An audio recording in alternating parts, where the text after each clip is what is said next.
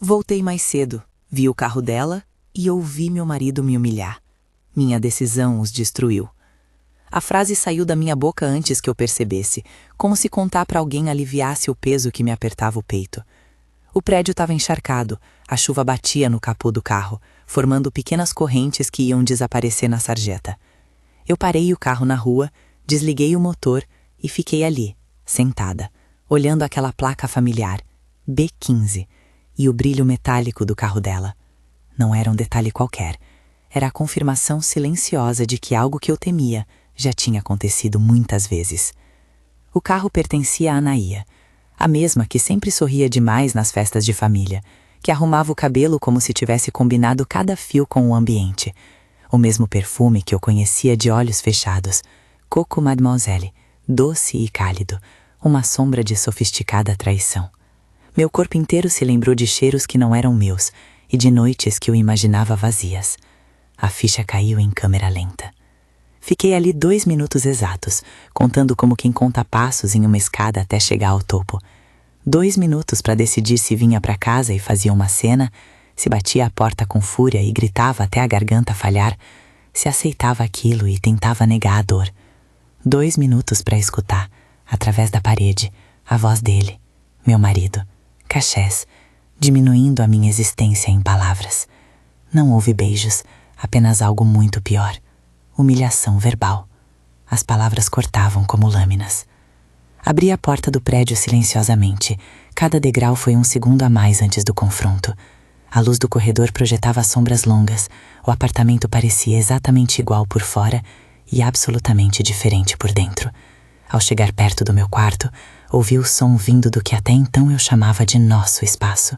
Risos abafados, conversas em tom íntimo e depois, com uma crueldade que me fez dobrar o estômago, a voz dele. Você acha que eu te devo alguma explicação? Eu faço o que quero. E se alguém se importa, que venha me impedir. A vergonha não foi minha, mas ela me atingiu na mesma medida. Ele me humilhava, e eu, que sempre fui a rocha da casa, a que negociava contratos, a que pagava as contas, a que mantinha o equilíbrio, me senti reduzida a um fio fino de vergonha. Por alguns segundos, paralisei. Sem pensar, peguei o celular. Não para confrontá-lo, não naquele momento. Gravei por 2 minutos. 2 minutos que capturavam a humilhação, a voz que precisava de provas. Depois, tranquei o celular, respirei fundo e saí do apartamento como se fosse voltar dali a poucos minutos. Mas já sabia que nada voltaria ao que era. Pensei em ir direto para o hospital, para a polícia, para a casa dos meus pais. Acabei no carro, com o volante frio nas mãos, dirigindo sem destino, até a casa da Micaela. Éramos amigas desde a faculdade. Ela se formou em direita com uma frieza que sempre admirei, quando o assunto era justiça. Micaela abriu a porta com o cabelo preso num coque preciso, a expressão de quem espera ver alguém que tá no limite. Ela leu em mim o pedido de socorro antes que eu dissesse uma palavra. Entrei e sentei sem jeito, o casaco molhado pingando no tapete claro. Ela me serviu chá sem perguntar muito. Eu contei em voz baixa os 2 minutos. Mostrei o vídeo. Ela assistiu em silêncio, os dedos batendo levemente no queixo, calculando. Quando terminou, olhou para mim com aquela mistura de amiga e advogada. Não faça cena, disse ela, direto. Não agora. Vai piorar. Você tem provas, e isso precisa ser tratado como prova. Eu não vou deixar você perder a cabeça. Houve um momento ali em que eu me senti culpada por ter gravado. Será que foi invasão? Passei a pensar. Micaela viu o conflito atravessar meu rosto. Você fez o que muitas fariam, mas vamos transformar isso em algo que não dependa da sua raiva. Você quer justiça, não um espetáculo. E justiça pede estratégia. A palavra estratégia me deu alívio e medo ao mesmo tempo. Estratégia significava controle. Estratégia significava que eu teria que manter a frieza que ele achava que eu não tinha mais. Prometi a mim mesma, e a ela, que não faria algo impetuoso. Ainda assim, a mente trabalhava rápido, alinhando possibilidades, contando danos. As primeiras horas foram um borrão de decisões pragmáticas. Micaela me orientou a não confrontar Caches naquele dia. Não postar nada, não responder às mensagens dele, não circular a casa com um olhar que denunciasse que eu sabia. O plano envolvia documentação, cópias do vídeo em mais de um lugar, cópia em nuvem segura, arquivo com hora e data. Micaela explicou que nenhum tribunal se movia por sensações. Provas eram necessárias. Ela ofereceu sua ajuda para conseguir extratos e documentos por vias legais, para contratar um investigador particular licenciado que coletaria a evidência sem invadir privacidade de maneira ilegal. Nada de hackear telefones, nada de perfis falsos. O recado estava claro. Faríamos as coisas pelo caminho que sustentasse uma ação legal, não pela vingança que poderia voltar para me assombrar. A conversa seguinte com Micaela foi um casamento de frieza e afeto. Ela foi enfática. Havia indícios de algo maior. Não era apenas uma traição. Havia pequenos sinais que ela, como advogada corporativa, reconhecia de longe. Transferências incomuns, jantares custeados por contas não declaradas, presença em eventos em horários inconvenientes. Eu neguei inicialmente, porque admitir significava quebrar a imagem que eu tinha de uma vida perfeita. Admitir que meu casamento tinha rachaduras também significava me expor a mim mesma como possível culpada de negligência. Ela não me deixou fugir daquela responsabilidade. Temos que montar um dossiê, disse ela. Fotos, mensagens, extratos. E precisamos de um testemunho profissional de um investigador que veja o padrão. Contratamos um investigador licenciado naquela mesma semana. Preferi pagar por algo transparente, algo que eu pudesse mostrar em juízo sem macular o processo. O homem era discreto, baixo, com mãos firmes e olhar calculista. Ele me explicou como trabalhava. Observação, registros públicos, entrevistas discretas, fotografia em locais públicos. Nada de invasões. O alívio que eu senti quando ele disse tudo dentro da lei foi tão grande quanto o medo do que aquilo poderia revelar. A investigação começou com passos pequenos e precisos.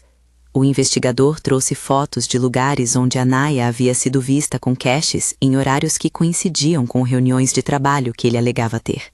Trouxe notas de restaurantes em bairros nobres, mostrou que alguém, em datas onde Caches dizia ter passado a noite no escritório, não estava sozinho. Ele também verificou registros financeiros disponíveis ao público e chamou a atenção para uma transação que eu jamais poderia ter ignorado. Uma transferência de $10.000, categorizada de forma genérica, com uma sequência que implicava pagamento por serviços fora do padrão. Era um número grande o suficiente para ser significativo e pequeno bastante para não acender imediatamente todas as luzes de auditoria. Quando Micaela viu o extrato, apertou os olhos e fez uma nota.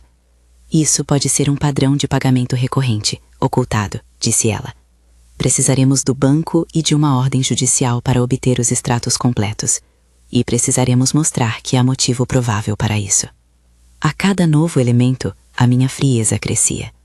Era curioso poder sentir raiva e, ao mesmo tempo, o alívio de estar em ação. Entre uma reunião e outra, eu voltava para o apartamento e fingia que nada havia acontecido. Fazia café, arrumava a mesa, sorria de leve quando meu irmão, Tavon, ligava. Em público, eu sorria porque ainda era a mulher que sabia comentar contratos em reuniões e organizar festas da firma. Em casa, deixava a provocação sutil brotar. Um copo na pia que não era meu, uma nota deixada no armário com um aroma que não reconhecia. Pequenas farpas, pequenas lembranças do que havia se tornado o terreno comum. Não por crueldade gratuita, nem um pouco, mas porque queria que aquele casal sentisse um pouco da instabilidade que eu sentia há meses. Havia um preço emocional nisso. À noite, quando as luzes se apagavam, eu observava Caches dormir. E me pegava avaliando o homem que escolheu para dividir a vida. Havia o homem que ria das minhas piadas em jantares de negócios, e havia o homem que, atrás de portas fechadas, dizia que minhas dúvidas eram exagero. Às vezes eu me pegava quase chorando pela vida que eu construí, pelos móveis comprados quando nos sentíamos invencíveis, pela foto do casamento sobre a lareira. E então vinha a voz fria de Micaela, lembrando que aquilo era sobre responsabilização, não só sobre punir. Enquanto a investigação andava, comecei a perceber fissuras no círculo social. Pequenas rachaduras que eu podia explorar com neutralidade. Mrs. Caldwell, uma senhora da cerimoniosa família e uma curiosa nata social, tinha a língua mais afiada do que imaginava. A primeira vez que comentei com ela foi quase sem querer. Numa recepção ela fez um elogio sobre a elegância de Anaya e eu respondi com um sorriso vago.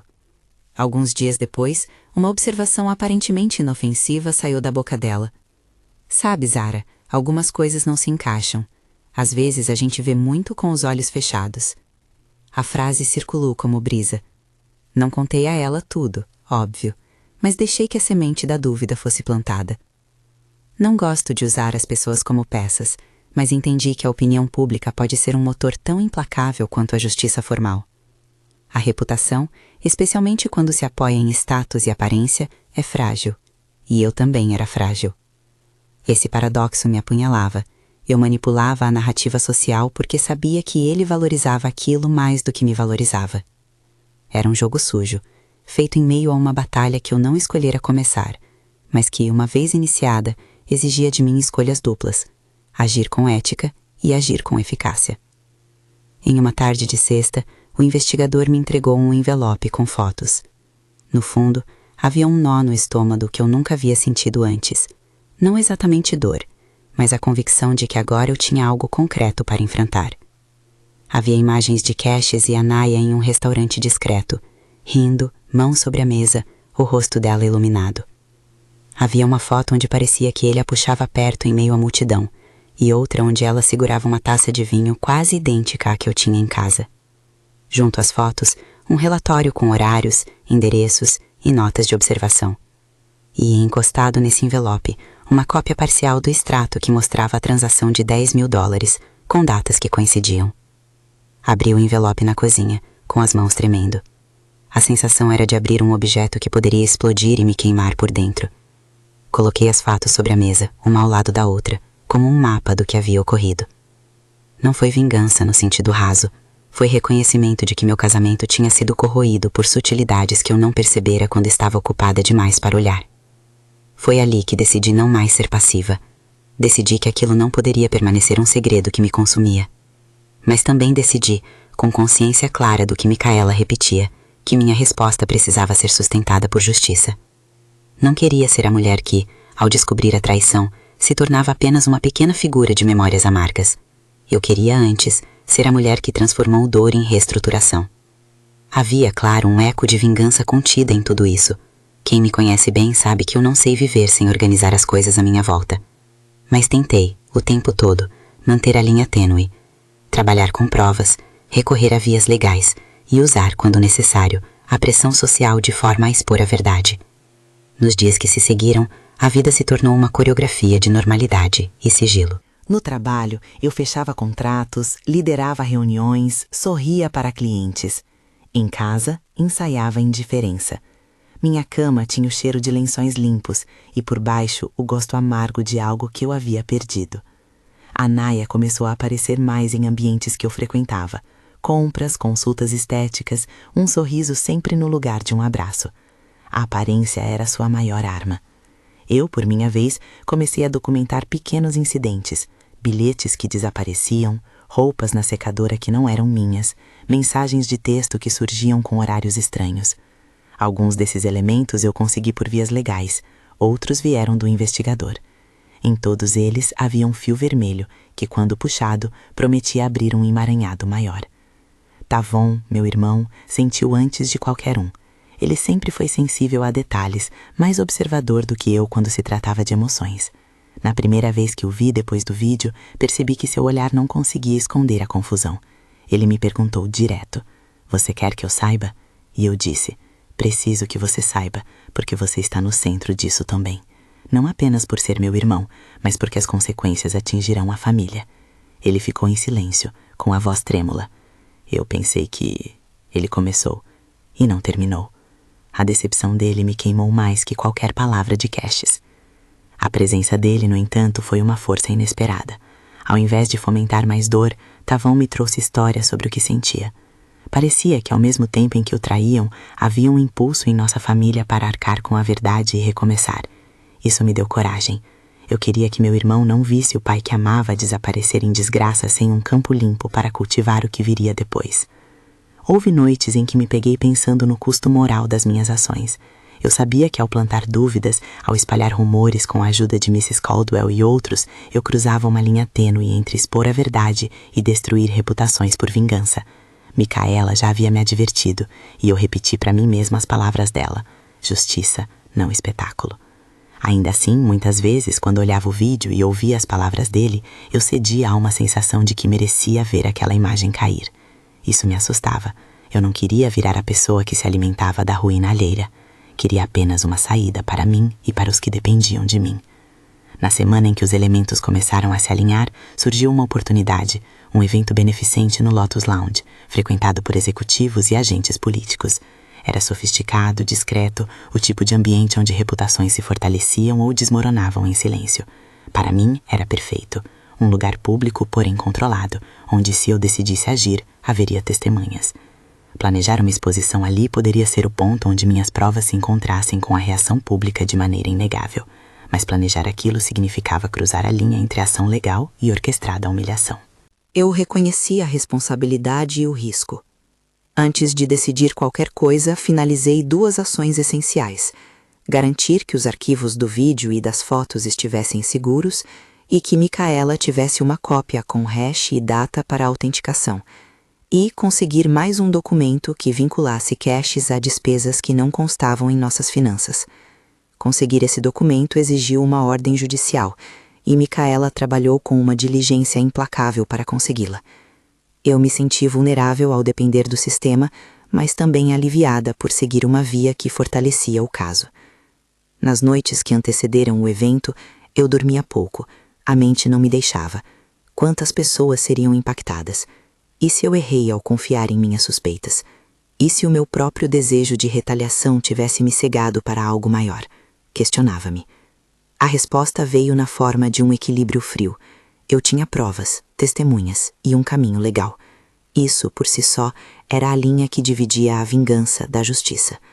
Ainda assim, eu sabia que seria necessário encarar o abismo de olhar para pessoas que eu amava, familiares, amigos, colegas, e explicar que preferia expor a verdade a viver na mentira.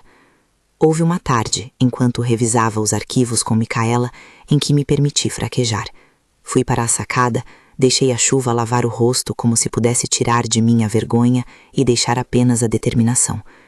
Micaela teve a delicadeza de não consoladora com palavras vazias. Ela me lembrou que eu não precisava levar isso sozinha. Você pagará um preço, ela disse uma vez mais, com sinceridade. Você pode perder algumas coisas que não valem manter, mas você também pode recuperar muita coisa. Sua integridade, seu controle, seu futuro. Suas palavras foram o cimento que manteve a minha decisão firme.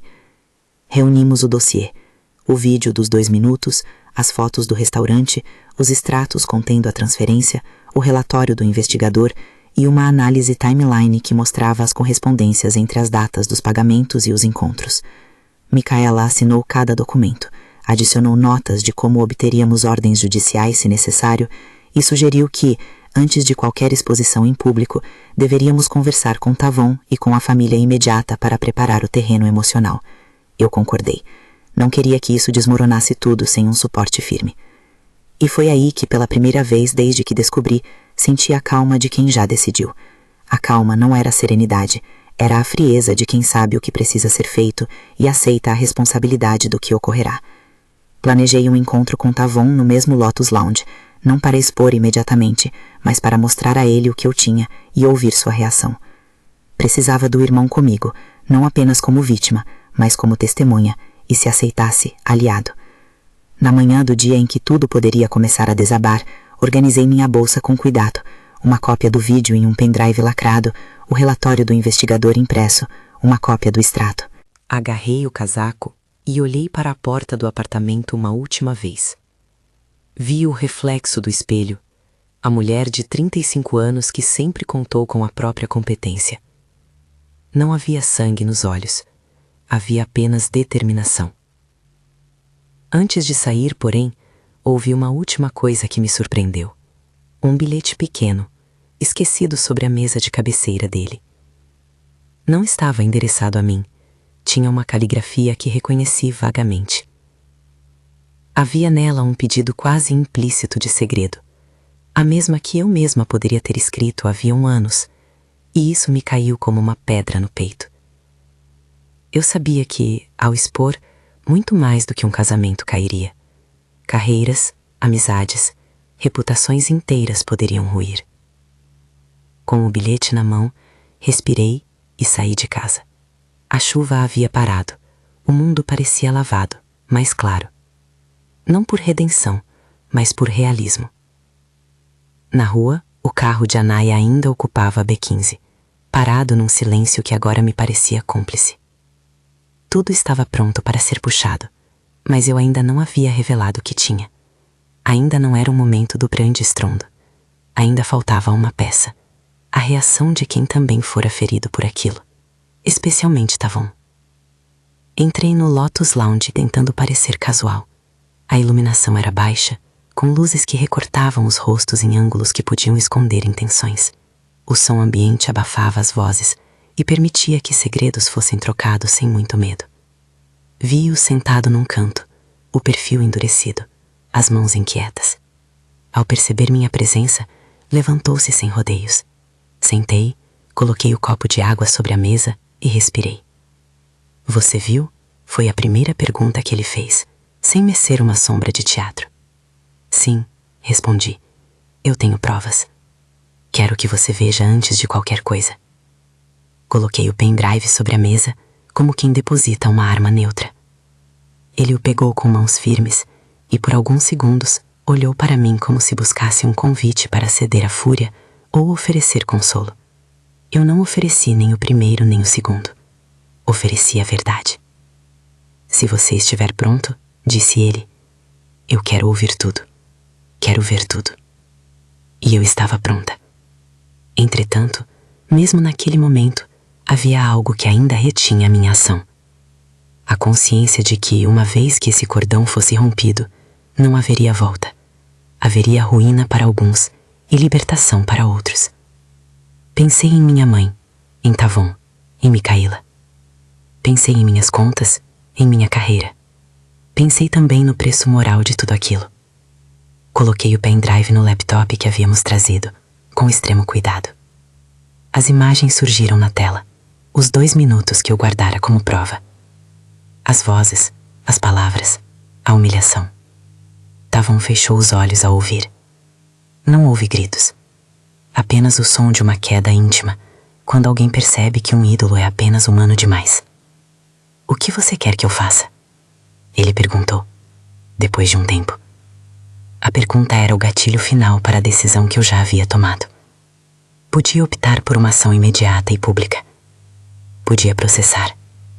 Podia silenciar. Em meu peito, uma chama se alimentava de justiça e de dor. Respirei e disse as palavras que tinham sido preparadas em noites sem sono. "Quero que você veja tudo. Depois, vamos decidir com calma os próximos passos.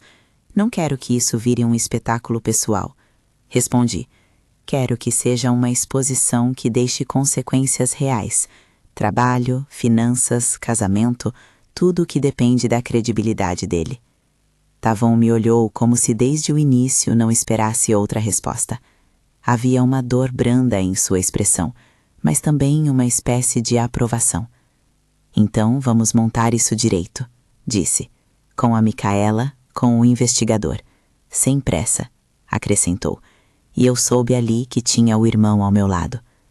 Enquanto combinávamos os próximos passos, senti uma mistura de alívio e uma expectativa melancólica. A pedra já havia começado a rolar morro abaixo.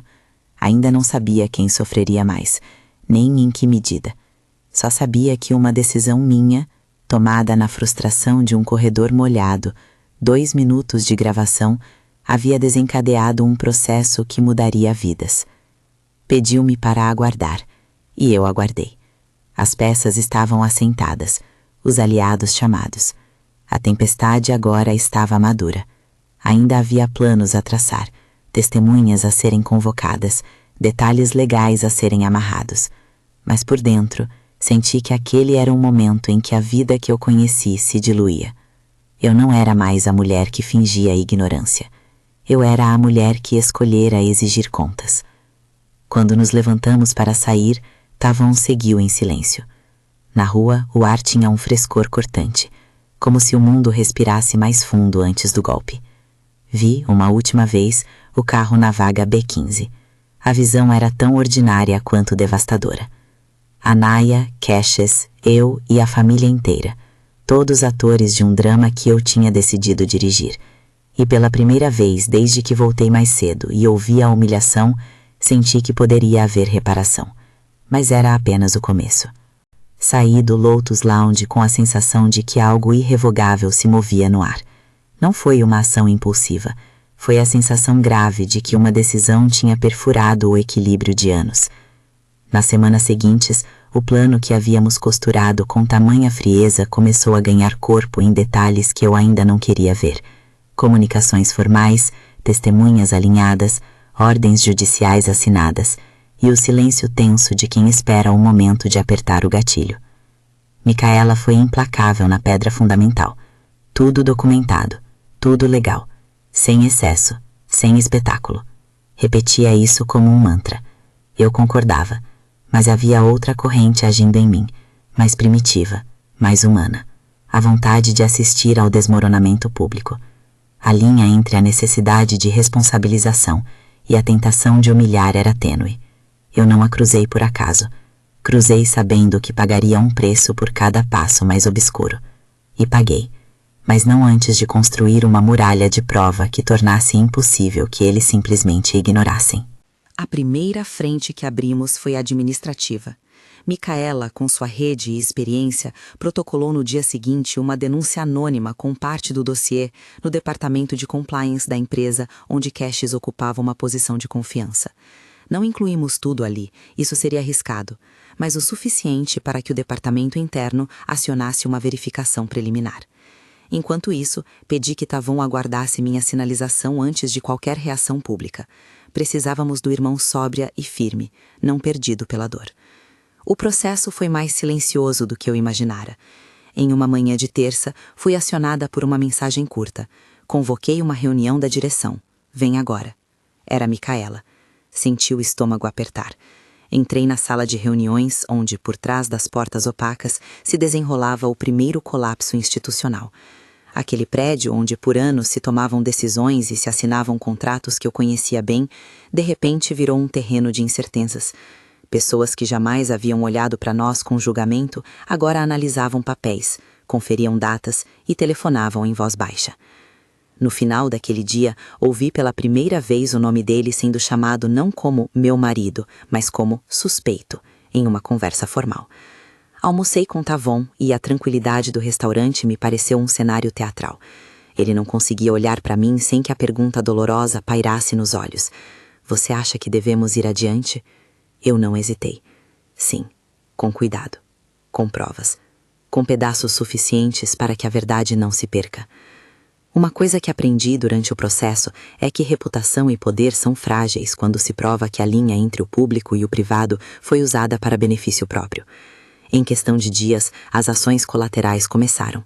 Um rumor bem colocado sobre discrepâncias contábeis, um e-mail anônimo que circulou na diretoria, a súbita retração de patrocinadores. A máquina que sustinha o status dele engasgou. A empresa iniciou a auditoria interna e com isso veio a suspensão administrativa até que as investigações fossem concluídas. Foi algo seco e eficiente, como uma lâmina. Cortei o que era a víscera daquela estrutura. A exposição pública planejada, a que eu sabia que poderia destruir definitivamente as aparências, não tinha que ser necessariamente um escândalo escancarado. Decidimos por algo cirúrgico. Uma noite em que o diretor executivo e alguns membros do conselho estariam presentes num jantar de gala no próprio Lotus Lounge. Era o palco perfeito. As mesmas luzes que antes me haviam servido de sombra agora iluminariam as faces de quem julgava sua impunidade. Pedi que Tavon ficasse à minha direita. Pedi que Micaela estivesse de prontidão com o celular para registrar qualquer coisa que acontecesse de inesperado. E convidei discretamente 2 pessoas-chave. Uma testemunha que podia atestar horários e o investigador com o relatório impresso. Na noite da exposição, minhas mãos não tremiam tanto quanto eu imaginara. Havia, claro, a adrenalina. Havia também a consciência de que eu agia movida por uma mistura de dor e cálculo. Vi Cashes entrando, elegante, sorriso governado, acompanhado de Anaía, com o vestido perfeito para desaparecer em aplausos. A sala inteira fervilhava com conversas alheias ao que viria. Instalei-me com a calma de quem segura o corte de uma faca bem afiada. Coloquei o pendrive no bolso interno do casaco. Quando os pratos passaram, ninguém percebeu que a tábua sob os copos era o mesmo lugar onde se alinhava a ruína. O momento exato da exposição não foi uma cena enlouquecida de acusações. Eu esperava que não fosse. O que havia planejado era mais certeiro. Disparamos uma sequência coordenada. Em primeiro lugar, entreguei a Micaela uma cópia autenticada do dossiê. Ela, com sua frieza profissional, apresentou os documentos ao chefe do conselho, pedindo uma reunião imediata. Ao mesmo tempo, eu pedi licença para acompanhar Tavon ao lounge lateral, onde poderíamos conversar com mais privacidade. Foi lá que o silêncio aconteceu. Pesado, denso, antes do impacto. Quando alguém do conselho saiu para falar com Cassius, preferi não ver a conversa. Pedi que Micaela ficasse com Tavon e com o investigador. Eu precisava da composição perfeita, público que pudesse testemunhar e, se necessário, servir como apoio pós-ocorrência. A administração agiu rápido. Em 15 minutos, a notícia se espalhou de maneira cirúrgica. O departamento de compliance recebeu uma denúncia e precisamos falar.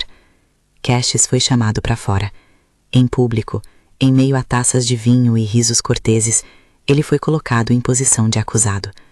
A primeira reação foi a negação. Sempre há uma tempestade inicial de defesa.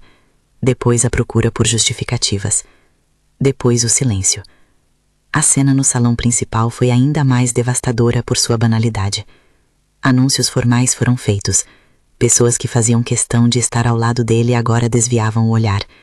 Senti a respiração de Anaia se descontrolar ao meu lado. Vi o rosto dela perder a cor habitual. Ela puxou no meu braço, num gesto mais de desespero do que de afronta. Zara, isso não é necessário. Eu não respondi. Não era com ela que eu precisava conversar. Era com ele. E mais que com ele, com a verdade que decidira não enterrar. 2 dias depois, ocorreu a demissão. Não foi apenas perda de emprego. Foi a exposição de camadas que até então eu desconhecia. A auditoria interna encontrou práticas questionáveis, documentos com assinaturas duvidosas, despesas pessoais mascaradas e uma teia de favores que se traduzia em dinheiro fora das vias declaradas. O sistema, que antes o mantinha protegido, agora apontava para fraquezas administrativas e para o uso indevido de recursos corporativos. A imprensa, que em geral não se interessaria por intrigas domésticas sem um fio de responsabilidade pública, recebeu o suficiente para transformar tudo em manchete. Quando as reportagens apareceram, a humilhação pública foi um segundo golpe que eles não haviam previsto. Não era mais só o casamento em ruínas, era a carreira, a autoridade, a credibilidade. Clientes retiraram patrocínio, contratos foram revistos. E como era de se esperar, a pressão financeira que há muito estava escondida veio à tona. Descobrimos que havia uma hipoteca sobre a casa da família maior do que constava nos papéis que eu via cotidianamente. Descobriram-se empréstimos não informados e pagamentos regulares para um destino que não fazia parte das nossas despesas.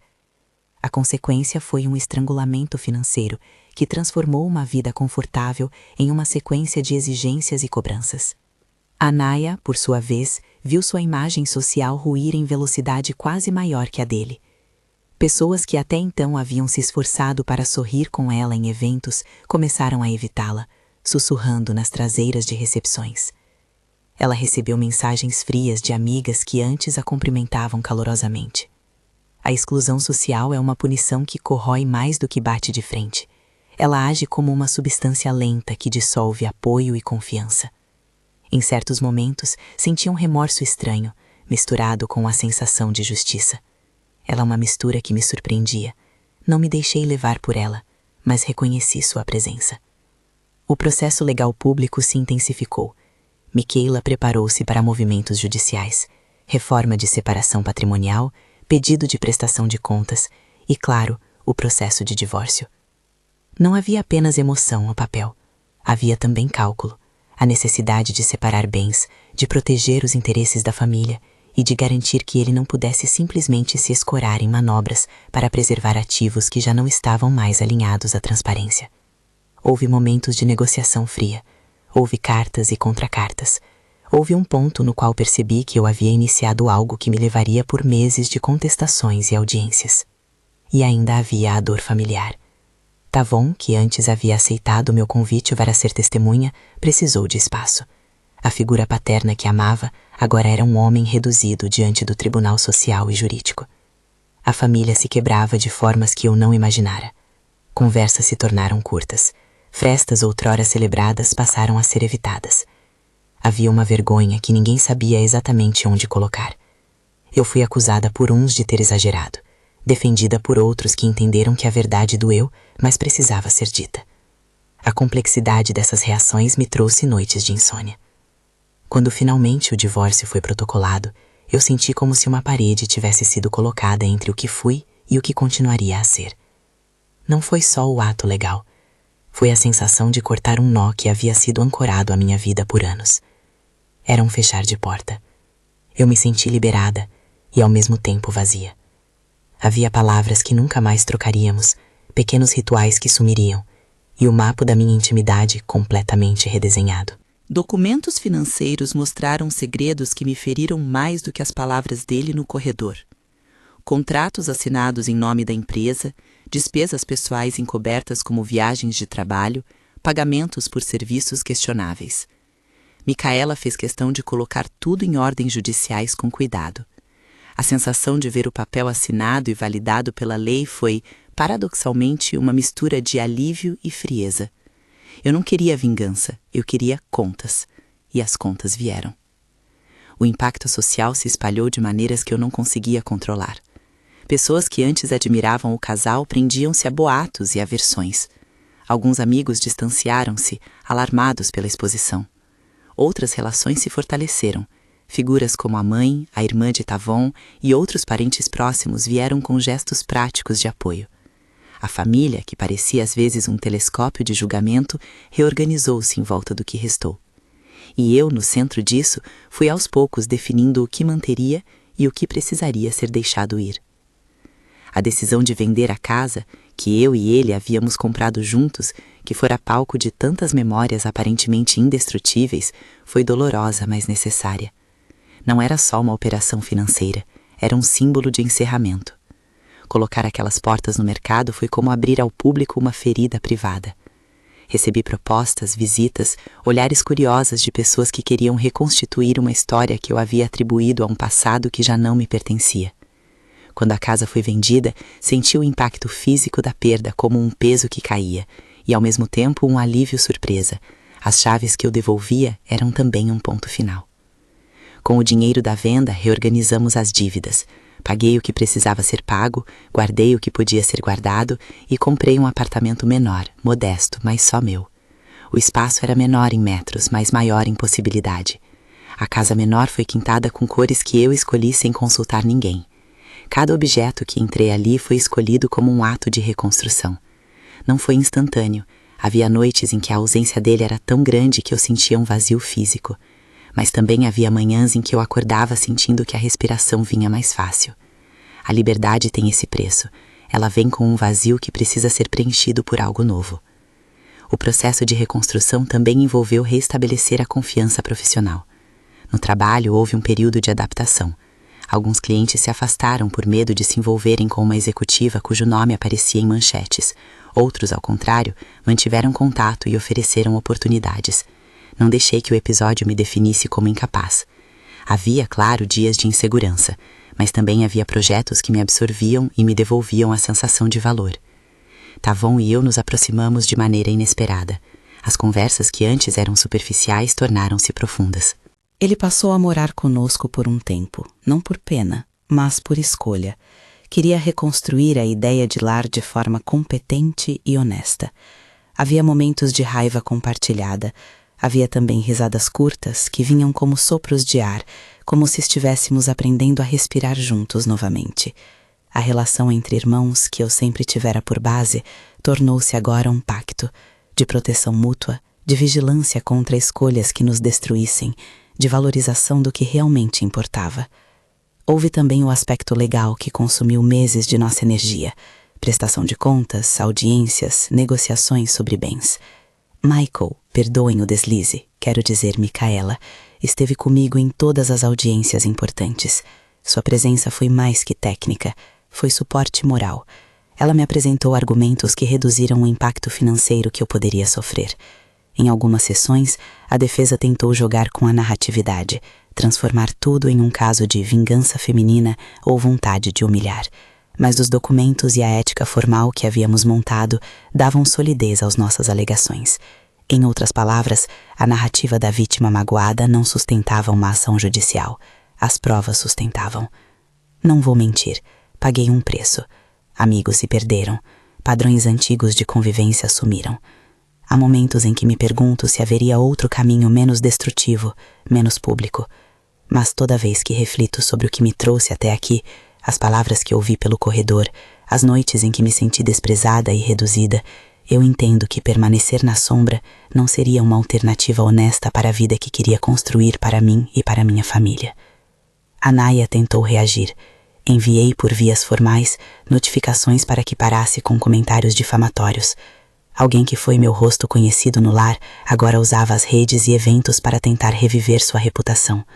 A resposta social foi cortante. Havia gente que a defendia, outras tantas a julgavam. A verdade é que ela também pagou um preço social que talvez não merecesse do mesmo jeito que meus processos legais exigiam para ele. Vi nela, por vezes, o reflexo das minhas escolhas, em suas roupas, no esforço para parecer bem, no desespero do telefone que não tocava mais como antes. Foi uma visão que me provocou algo parecido com compaixão, não desculpa, mas reconhecimento do humano complexo que age por ambições e medos. Com o tempo, algumas das rachaduras começaram a cicatrizar. Eu não recuperei todas as relações. Algumas amizades desapareceram para sempre, outras se aprofundaram. Aprendi a distinguir quem estava ao meu lado por afinidade e quem ficava apenas pelas aparências. Redescobri o valor de laços que resistem às tempestades. Reaprendi a arte de confiar, mais devagar, com menos pressa. A reconstrução financeira foi estratégica. Vendi o que era supérfluo, renegociei prazos, busquei assessoria e levei meu ritmo de trabalho a outro patamar. Não foi fácil. Houve dias de aperto que me lembraram que segurança é algo que se reconstrói, conversa por conversa, boleto por boleto. Mas ao mesmo tempo, senti a satisfação de ver que minhas competências profissionais, que por anos sustentaram a casa, continuavam intactas. Elas eram, afinal, o que me permitia retomar o controle. O ápice emocional da história, para mim, não foi a exposição, nem a demissão, nem o processo.